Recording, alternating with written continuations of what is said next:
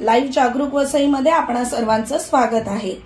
विधानसभा निवडणुकीच्या पार्श्वभूमीवर पालघर जिल्ह्यातील एकूण 6 मतदारसंघातील मतमोजणी अखेर आज पूर्ण झाली।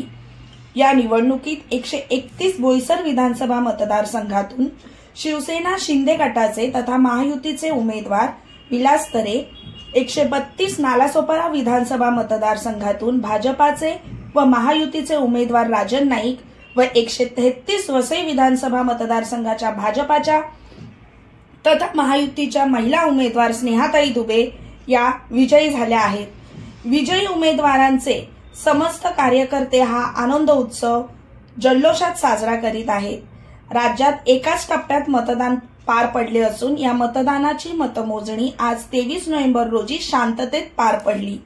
पालघर जिल्ह्यामध्ये या 6 मतदारसंघातील समस्त नागरिकांचे तसेच राजकारणात सक्रिय असलेल्या पदाधिकाऱ्यांचे निकाल नेमका कोणाच्या बाजूने लागेल याकडे लक्ष लागले होते।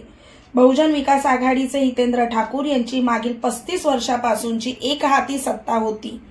पालघर विधानसभा मतदारसंघात एकूण 6 विधानसभा मतदारसंघ येतात। त्यातल्या 3 मतदारसंघामध्ये बहुजन विकास आघाडीचं प्राबल्य होतं, पण अखेर 35 वर्षांच्या बहुजन विकास आघाडीच्या सत्तेला सुरुंग लावण्यात महायुतीच्या उमेदवारांना यश आलं आहे। वसई विरारकरांनी परंपरेला कौल न देता परिवर्तनाला यंदा कौल दिला आहे। आता येणाऱ्या काळात महायुतीच्या उमेदवारांकडून नेमके काय परिवर्तन होणार हे पाहणे औत्सुक्याचे ठरेल। धन्यवाद। चॅनलला लाईक, सबस्क्राईब, शेअर जरूर करा।